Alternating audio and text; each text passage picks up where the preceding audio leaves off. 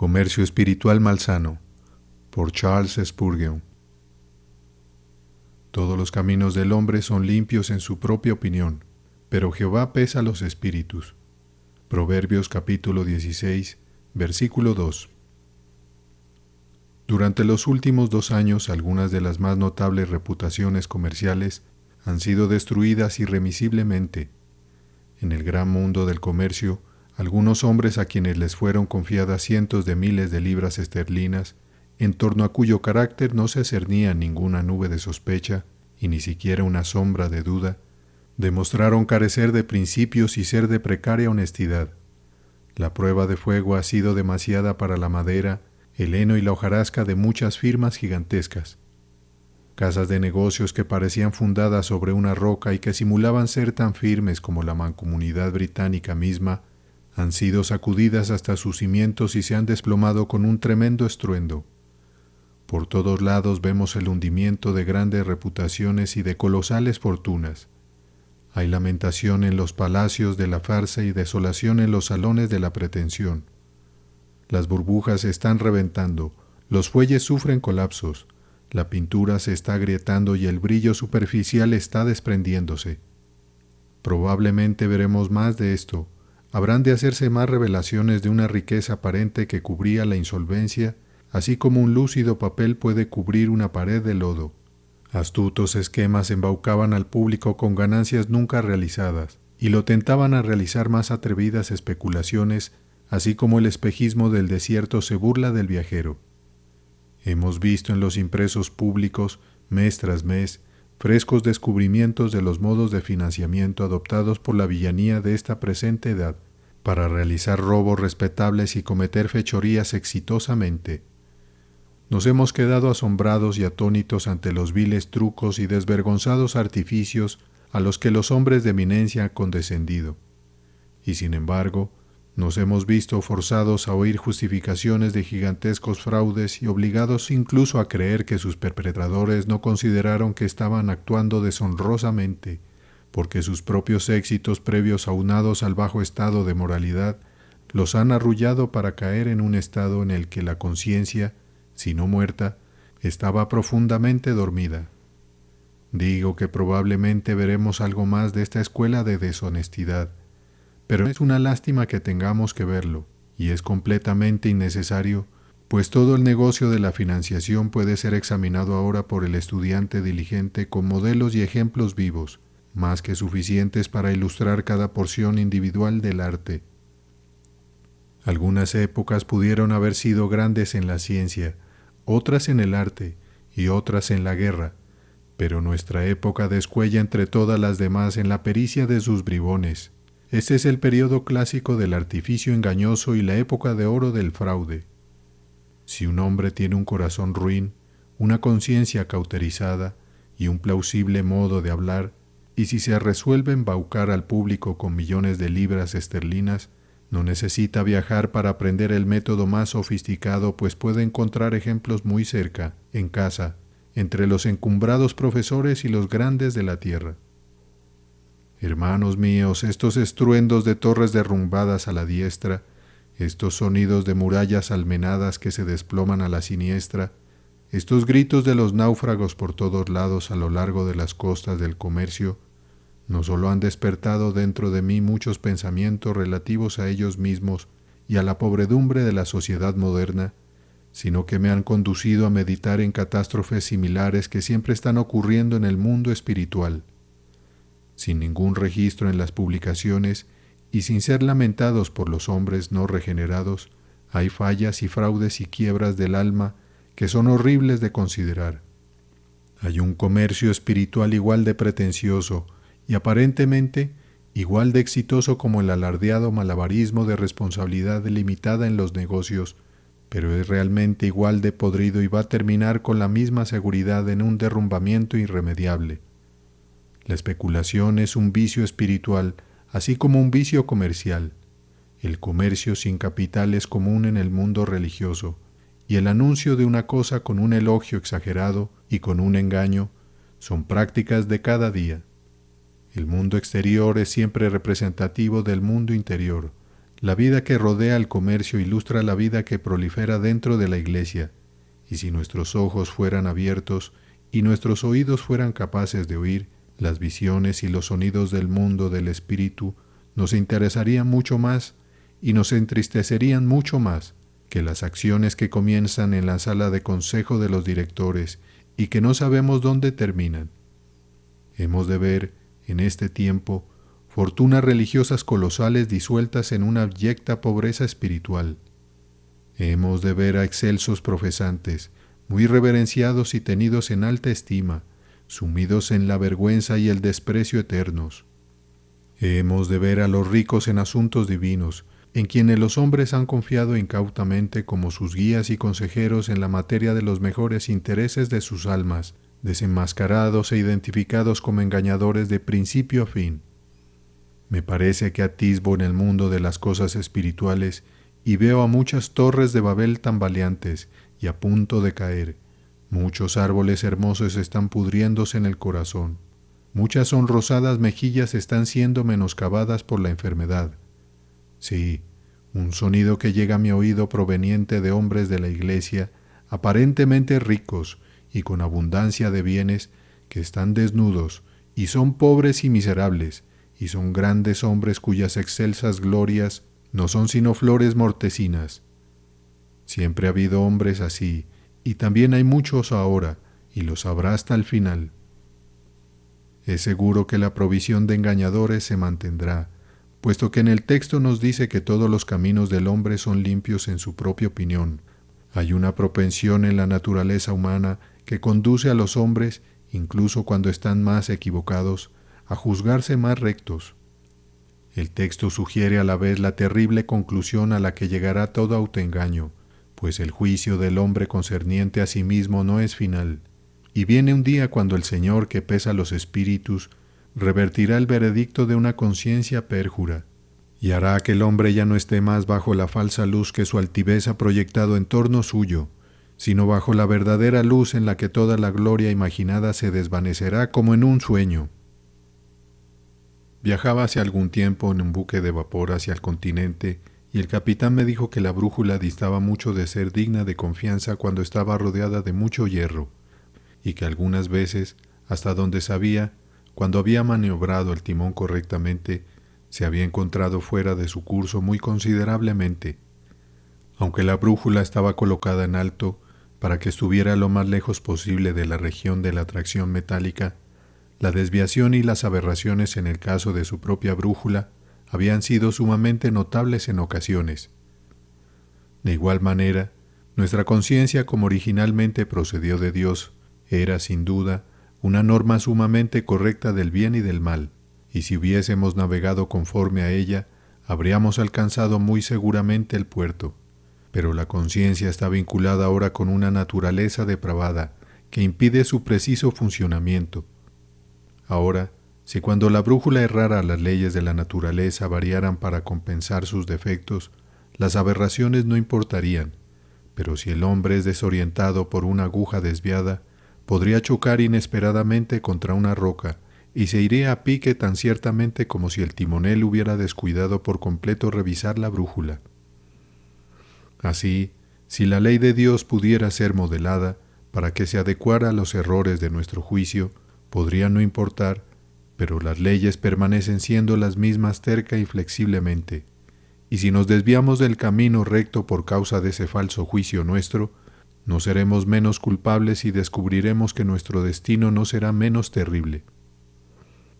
Por esto, en verdad, con una mayor vehemencia y sinceridad debido a ustedes, y con un mayor quebrantamiento y humildad de espíritu por cuenta mía, esta mañana trato este asunto, deseando hablar con diversas clases de personas entre ustedes, exhortándolos a no dejarse halagar por sus propias concepciones de su posición, para no salirse del curso en el que deberían maniobrar y suplicándoles que recuerden que, sin importar cuán bien puedan adularse ustedes mismos, con la idea de que su camino es recto y claro, el inevitable día del juicio vendrá a acabar con todos los engaños por placenteros que sean. Comerciantes espirituales, les hablo a ustedes en este día para recordarles la gran auditoría que se aproxima y para advertirles que no hagan un hermoso espectáculo por un tiempo, terminando al final en una colisión.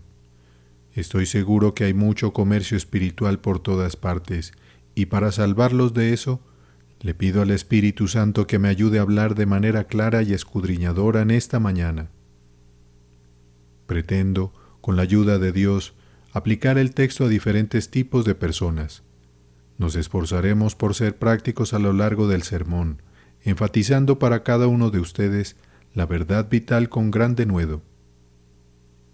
Los caminos de los hombres abiertamente malvados son limpios en su propia opinión, pero Jehová pesa los espíritus. A primera vista, esta declaración parecería ser precipitada. Pudiera ser que el borracho, el blasfemo, el quebrantador del día de guardar, sean limpios en su propia opinión. Salomón era un profundo estudioso de la naturaleza humana, y pueden estar seguros de que cuando escribió esta frase sabía lo que escribía. Los mayores conocedores de la humanidad les dirán que la justicia propia no es un pecado peculiar del virtuoso, sino que, muy sorprendentemente, florece donde parecería que hay un suelo menos propicio para él. Esos hombres que, evidentemente y claramente no tienen ninguna justicia de la que se pudiera gloriar según el juicio de sus semejantes, son precisamente las personas que, cuando te pones a escudriñar en la profundidad de su naturaleza, confían en una imaginaria bondad con la que sueñan y en la que se apoyan. Tomen por un momento a las personas visiblemente inmorales y comiencen a hablarles de sus pecados y descubrirían que están acostumbradas a hablar de sus faltas bajo nombres muy diferentes de los que usarían la escritura y la recta razón. Esas personas no llaman a la borrachera, por ejemplo, sino que es tomar una copa. No abogarían ni por un momento por una clara blasfemia, mas la redefinen como un lenguaje fuerte que un individuo tiene que usar si ha de seguir adelante, o es simplemente dejar escapar una palabra más o menos fea porque fuiste muy mortificado. Ellos disfrazan al vicio de placer, etiquetan la inmundicia como alborozo, su suciedad como atolondramiento. Hablan de sus pecados como si no hubiera una gravedad en ellos, siendo solo bagatelas ligeras como el aire, y si estuvieran mal del todo, son temas para el látigo hecho de plumas del ridículo más que para el azote de la condenación. Además, la mayoría de ellos argumentará que no son tan malos como los demás.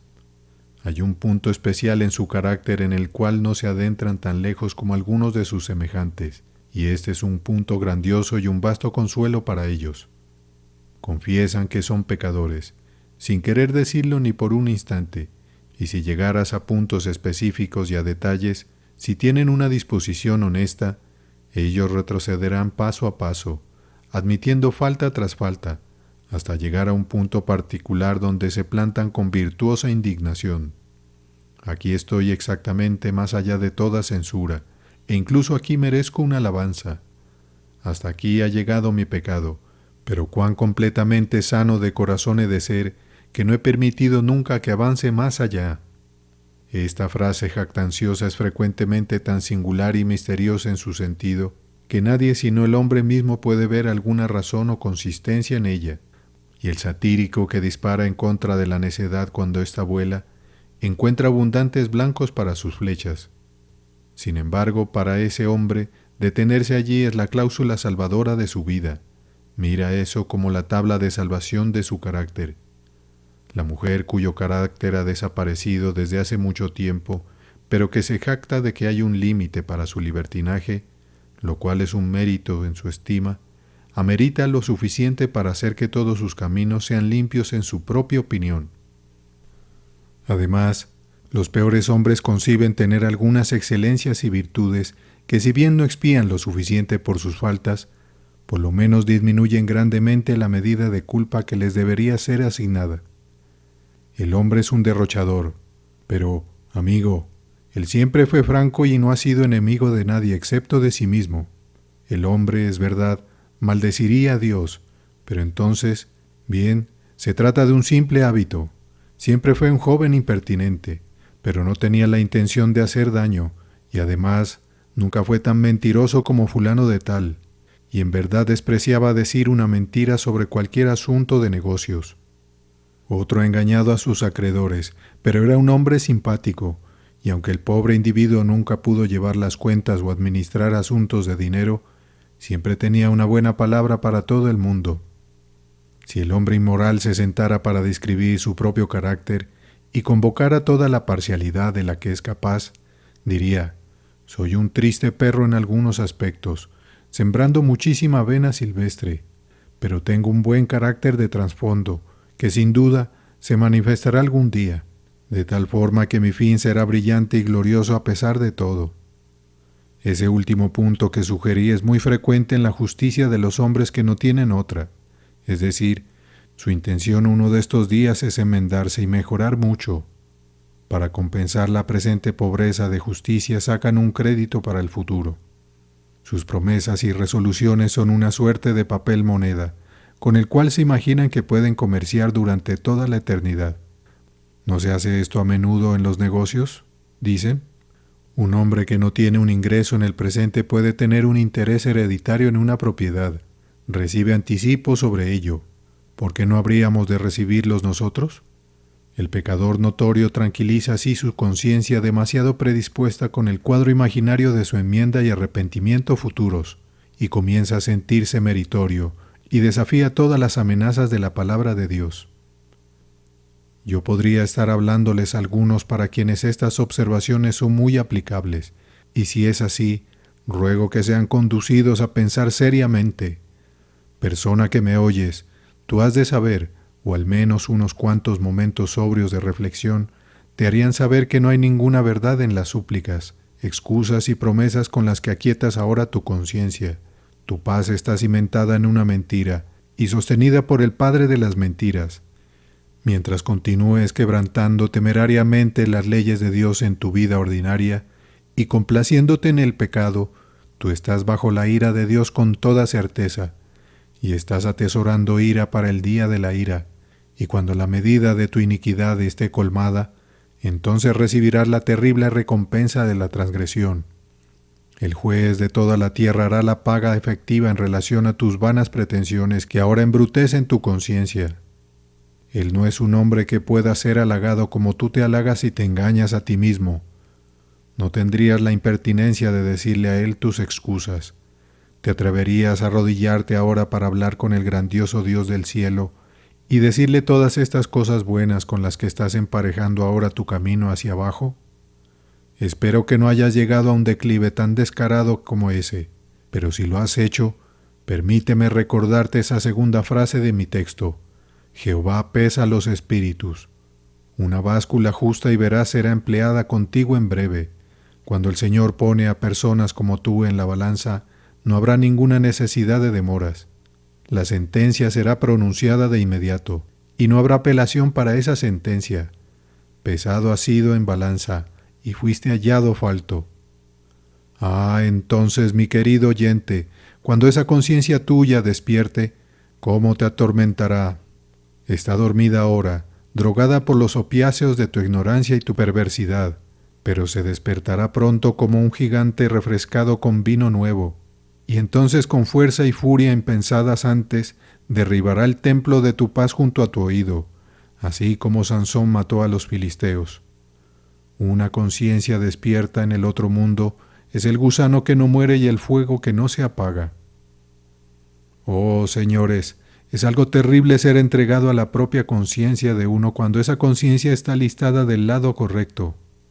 Los viejos tiranos tenían a sus terribles verdugos con sus frentes cubiertas con máscaras sombrías y llevando la brillante y refulgente hacha. Los antiguos inquisidores vestían a sus allegados con túnicas de estameña y capuchas desde cuyos resquicios brillaban intensamente sus fieros ojos como lobos. Pero no hay atormentadores, no, ni demonios del infierno que comprueben ser más terrible para un hombre que su propia conciencia cuando su látigo está tejido con la verdad y pesado con honestidad. ¿Alguna vez deletrearon las letras quemantes de esa palabra remordimiento? En las entrañas de esa sola palabra yace el infierno con todos sus tormentos. Oh, señores, si fueran despertados aunque fuera levemente por un denodado sermón o por una muerte súbita, cuán viles se sentirían y cuán desesperadamente se sumirían en una renovada alegría y en el libertinaje para ahogar sus pensamientos. Pero, ¿qué harán con pensamientos que ninguna disipación puede ahogar y recuerdos que ningún júbilo puede erradicar? ¿Qué será para ti ser perseguido por tus pecados por los siglos de los siglos? ¿Qué será para ti llegar al convencimiento que ninguna vía de escape de la culpa y el castigo podría ser descubierta jamás? Oh, ustedes, que sueñan engañosamente que el camino ancho a la destrucción es el sendero que remonta a la bienaventuranza celestial, les suplico que aprendan sabiduría y que estén atentos a la voz de la instrucción. Consideren sus caminos y busquen la sangre preciosa que es la única que puede borrar sus pecados. Ahora me voy a dirigir a una segunda clase. Los caminos del hombre impío son limpios en su propia opinión, pero Jehová pesa los espíritus. El hombre impío es a menudo sumamente recto y moral en su comportamiento exterior con sus semejantes. No tiene ninguna religión, pero se gloría por una multitud de virtudes de otro tipo. Es tristemente cierto que hay muchos que proyectan afabilidad, pero que sin embargo son poco amables e injustos con el único ser que debería recibir su mayor amor y que debería ser respetado por ellos en su conducta primero que todo. Cuán a menudo me he encontrado con el hombre impío que ha dicho: «Me hablas de temer a Dios. Yo no lo conozco, ni lo respeto, pero soy mucho mejor que aquellos que lo hacen».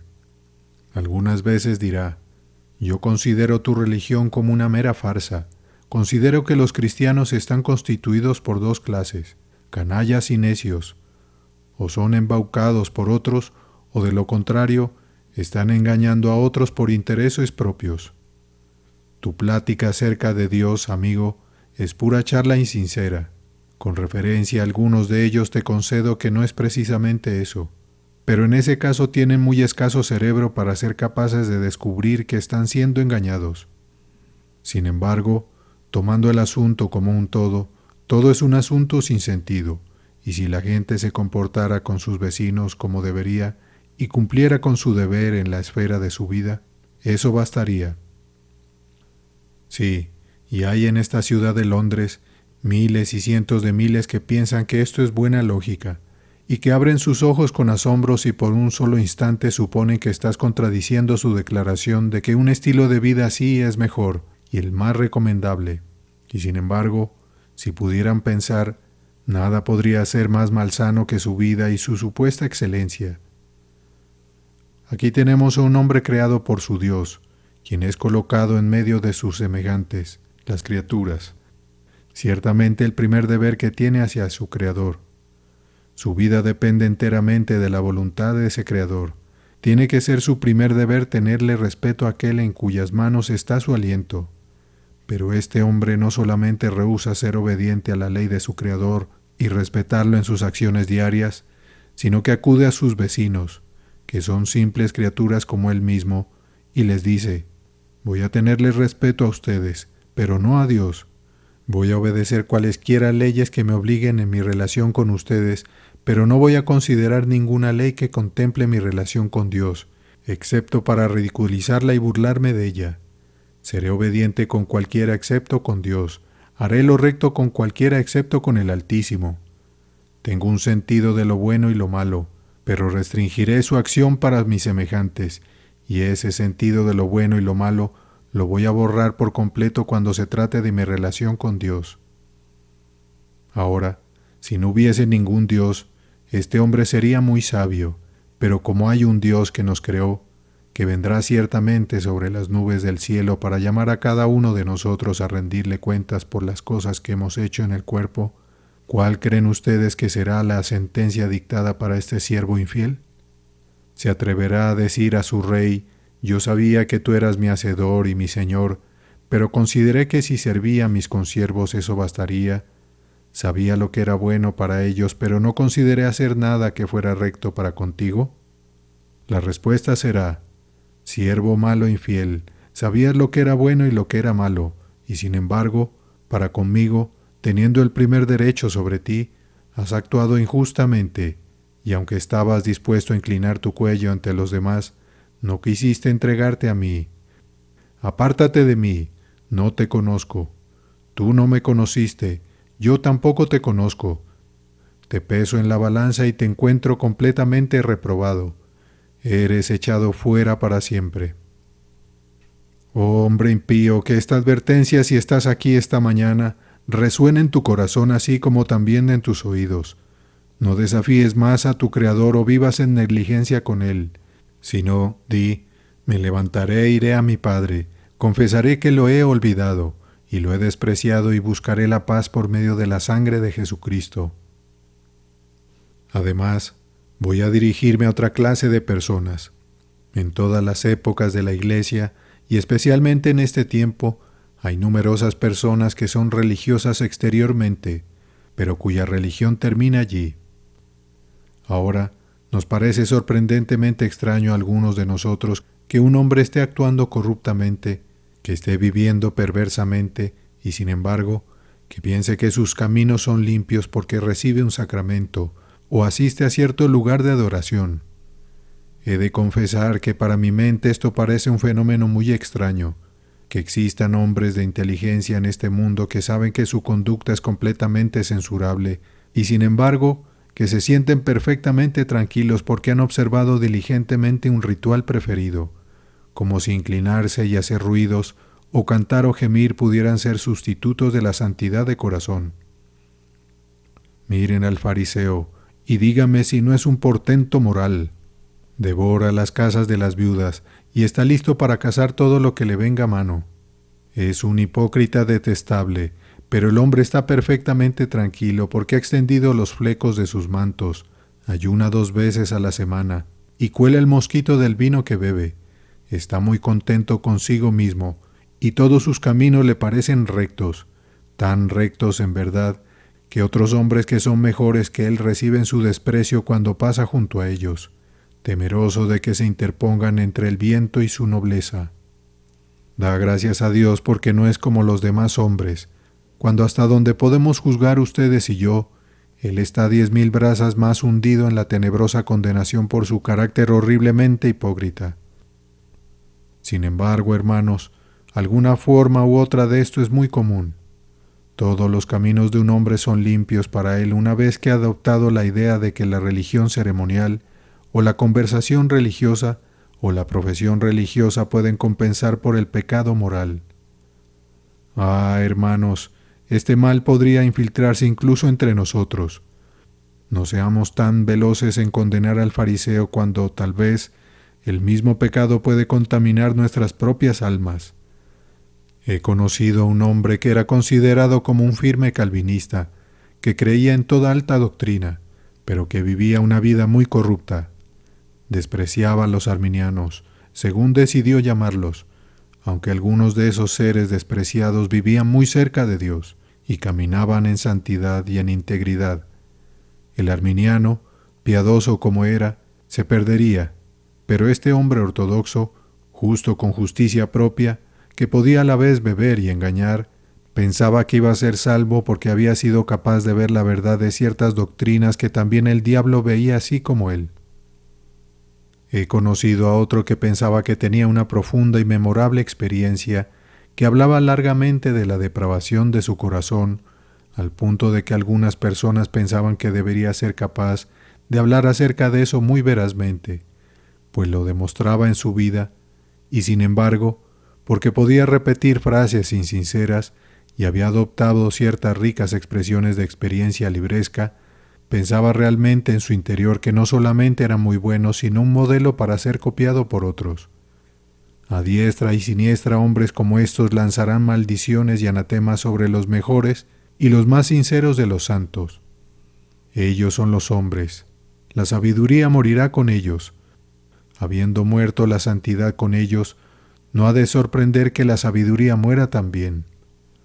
Ah, tengamos cuidado para que ni ustedes ni yo absorbamos el mismo espíritu en otra forma. Ah, predicador, toda tu predicación puede ser buena y bastante sólida y correcta, y hasta pudiera ser edificante para el pueblo de Dios y estimulante para los inconversos. Pero recuerda que Dios no te juzgará por tus sermones, sino por tu espíritu, pues Él no pesa tus palabras, sino tu motivo, tu deseo, tu propósito al predicar el Evangelio. Diácono de la Iglesia, tú podrías haber caminado con todo honor durante muchos años y pudieras ser universalmente respetado, y tu oficio podría haber sido bien cumplido en todos sus deberes externos, pero si tu corazón no fuera recto, si algún pecado secreto fuera consentido, si hubiera una llaga gangrenosa en tu profesión que nadie conoce sino tú mismo, el Señor, que pesa el espíritu, no tomará en cuenta tu diaconado, ni que hayas llevado las copas y el pan en la comunión, sino que serás hallado falto y serás echado fuera. Tú también, hermano anciano, tus labores y tus oraciones no son nada si tu corazón es maligno. Pudiste haber visitado a otros y haberlos instruido y haber sido un juez de su condición. Aún así, si tú no has servido a Dios y a su iglesia motivado por el puro deseo de su gloria, tú también, puesto en la balanza, serás rechazado con aborrecimiento. Yo oro a menudo, sin embargo, quisiera pedirlo más, para que ninguno de nosotros en este lugar sea convencido de la idea de que estamos bien si estamos mal. No es tu asistencia al tabernáculo, no es tu membresía de la iglesia, tu bautismo, tu asistencia a las reuniones de oración, ni que hagas algo, lo que tendrá alguna reverencia en este asunto. Es la entrega verdadera de tu corazón a Dios, y que vivas de conformidad con su profesión.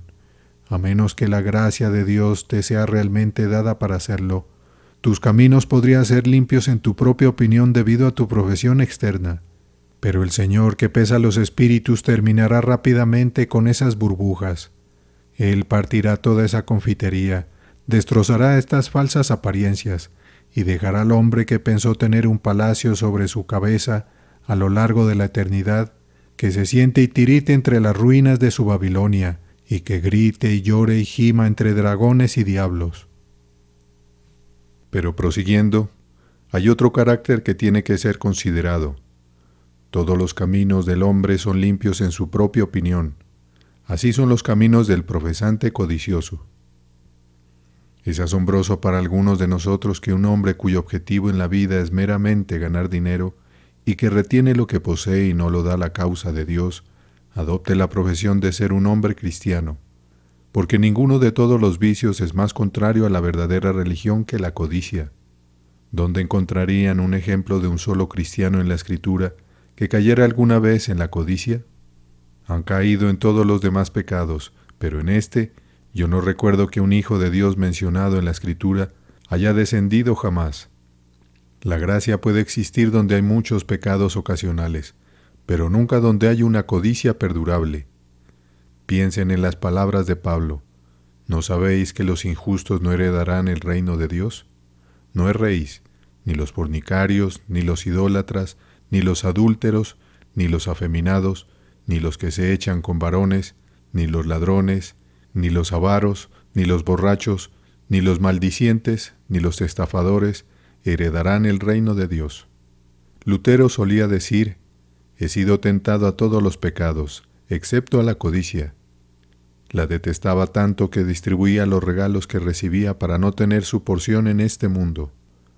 Adams, en su libro sobre Pedro, bien señala, Noé se emborrachó una vez con vino, pero nunca con el mundo. Lot fue incestuoso 2 veces, pero nunca fue codicioso. Pedro negó a su maestro 3 veces, pero no fue el amor del mundo, sino el temor del mundo lo que lo condujo a hacerlo. David fue vencido una vez por la carne, pero nunca por la codicia. ¿Por qué ellos no se deshicieron del adulterio, de la ira y de otros pecados similares? Porque las debilidades de un santo pueden caer en esos pecados, pero si cayeran una vez en la codicia, no queda nada más del santo, ni siquiera el nombre. La codicia tiene la marca del odio de Dios en toda su frente. Si alguno ama al mundo, el amor del Padre no está en él. Y cuando alguien que profesa la fe muestra el amor del mundo en la forma más absurda, cuando cede el paso para ser esclavo de Mamón, el menos elevado de los espíritus caídos del cielo, muestra evidencia a quienes juzgan rectamente de acuerdo a la Escritura de que el amor de Dios no está en él y no puede estar en él. Las dos cosas son inconsistentes. Sin embargo, y es extraño decirlo, no conocemos solo a unos cuantos cuyo camino les parece limpio en su propia opinión. atornillan aquí y allí, ahora sus siervos y ahora sus clientes. La viuda y los huérfanos no estarían seguros con ellos si pudieran roerle sus huesos. Todos los residuos que desprenden los sostienen con un apretujón de hierro. Aunque las almas se pierdan, no aceptarían el envío de misioneros a costa de su dinero.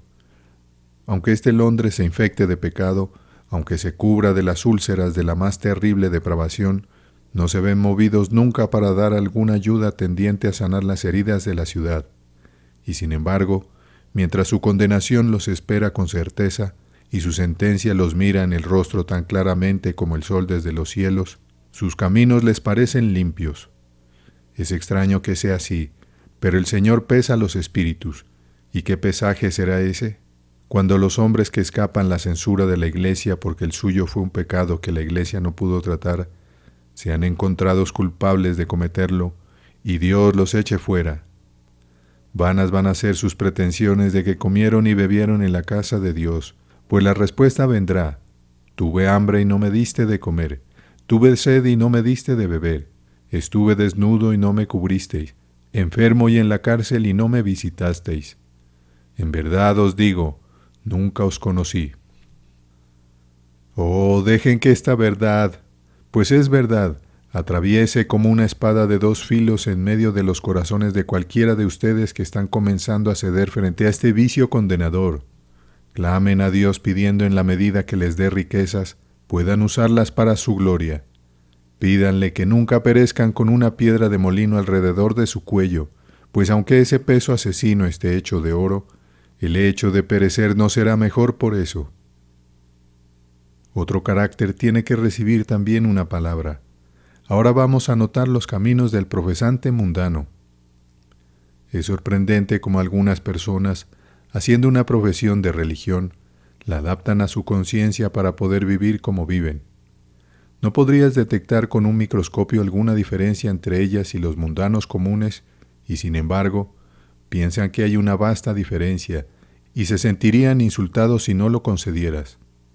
Aquí suben a la casa de Dios hoy, pero ¿a cuáles diversiones han asistido durante la semana? ¿Cómo están vestidos? ¿Cómo son educados sus hijos? ¿Oran en familia? ¿Hay alguna cosa en el hogar que sea cristiana? Míralos en el negocio. ¿Acaso no comercian precisamente como quienes no tienen ninguna pretensión de religión?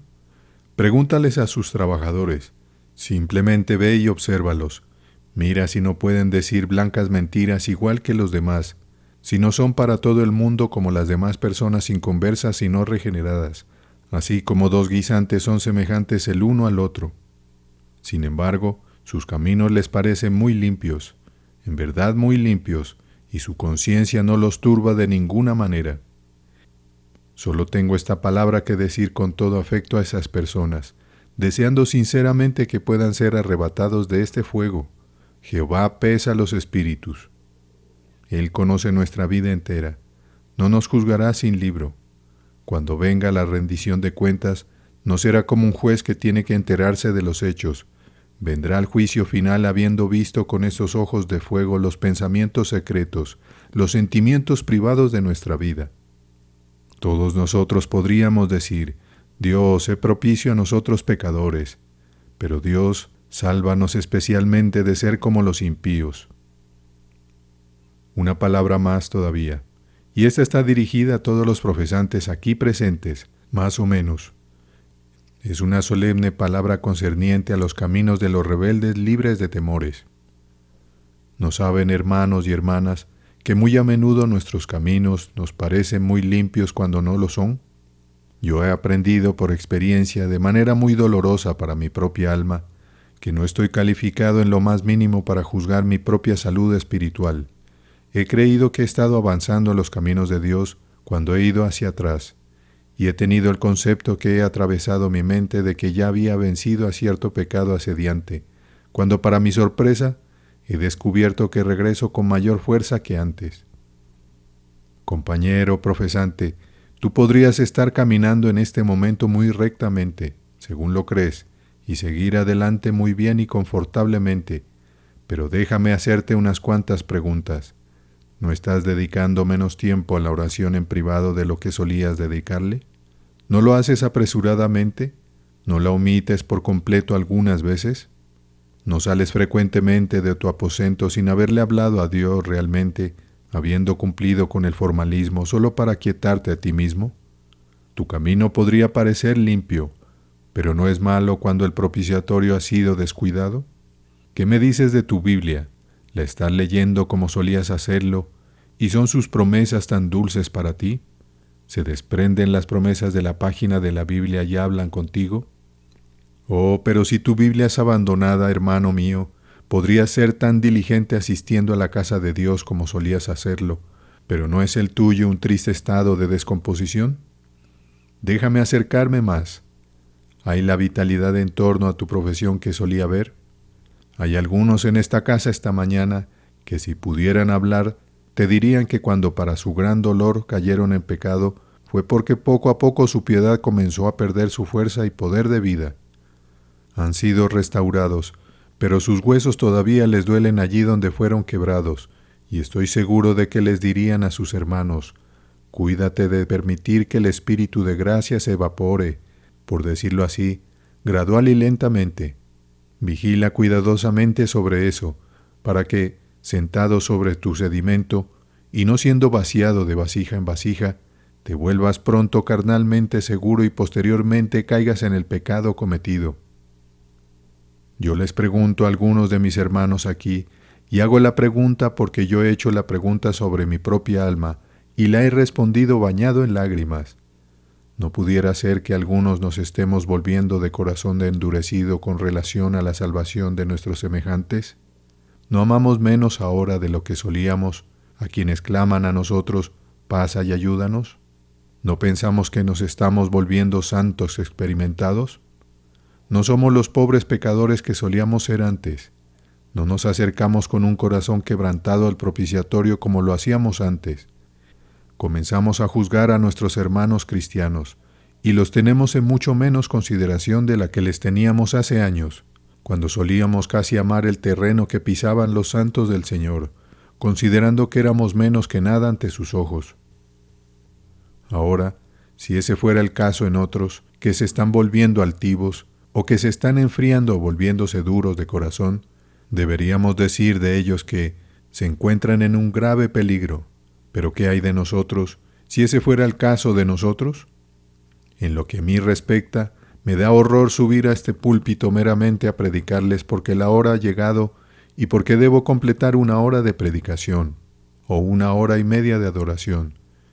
Me da horror convertirme en una simple máquina de predicación, sin que mi corazón y mi alma sean ejercitados en este solemne deber, y me da horror por ustedes, mis queridos amigos, que me oyen constantemente, no vaya a ser una mera pieza de pasar el tiempo, que ustedes estén en sus asientos, en ciertos momentos de la semana, y se sienten allí, y oigan pacientemente el estrépito que mi ruido produce en sus oídos.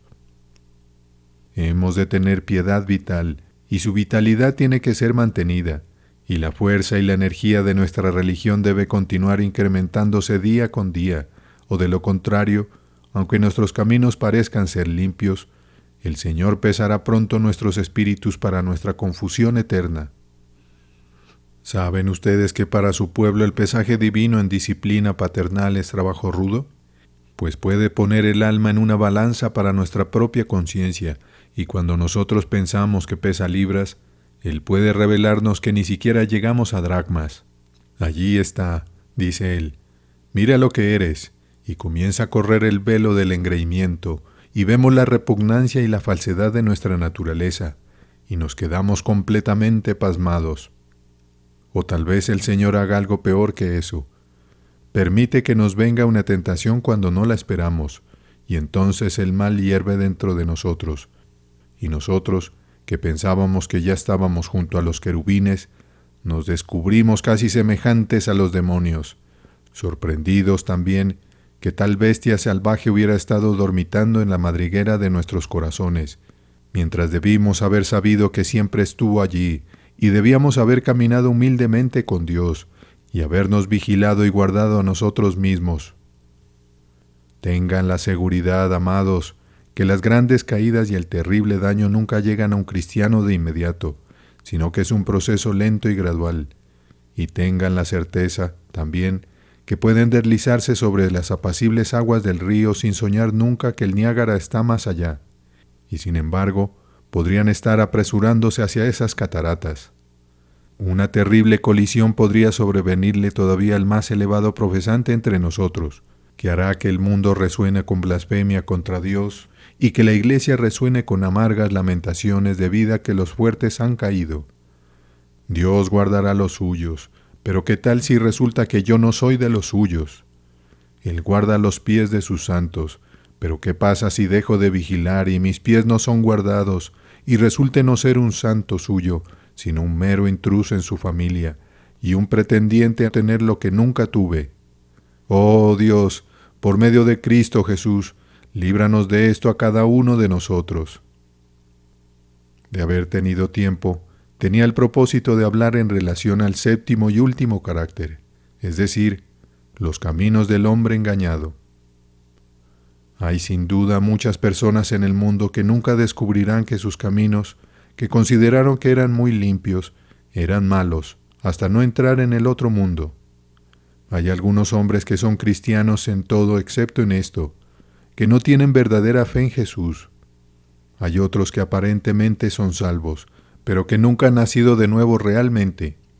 Hay muchos que lo tienen excepto la única cosa necesaria, y que piensan que tienen eso, y persuaden a sus semejantes que tienen eso.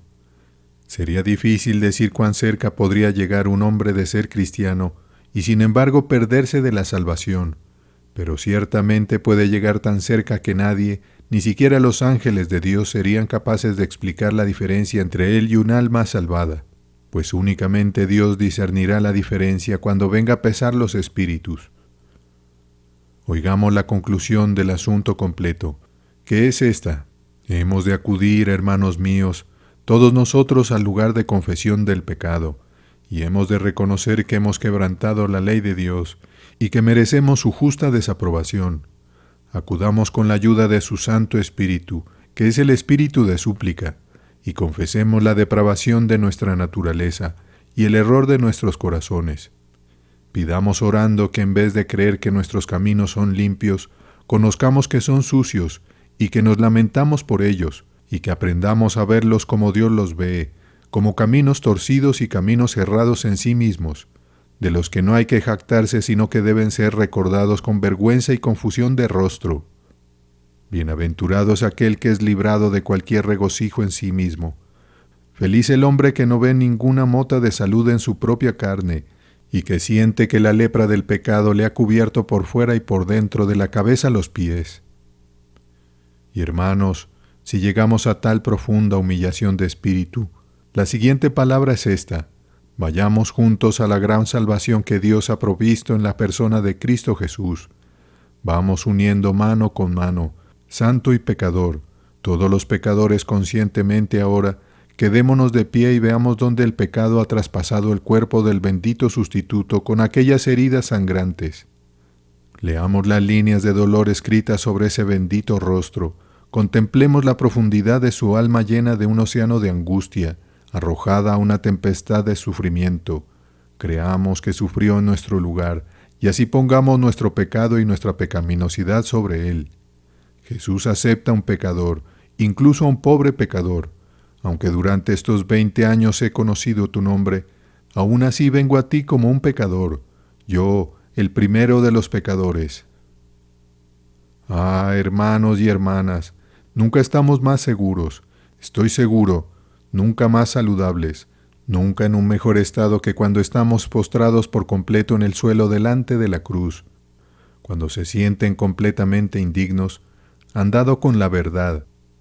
Cuando piensen que están haciendo algo y que son ricos y florecientes, son pobres, y están desnudos y son miserables. Pero cuando son conscientemente débiles y llenos de pecado, entonces son ricos. Cuando son débiles son fuertes. Pero, oh Dios, sálvanos de permitir que nuestros caminos parezcan limpios en nuestra propia opinión, que pesemos nuestros espíritus con la ayuda de tu Espíritu, y que nos condenemos para que no seamos condenados por el Señor. Que el Señor los bendiga ricamente y libremente por causa de su nombre. Amén. Comercio espiritual malsano, por Charles Spurgeon.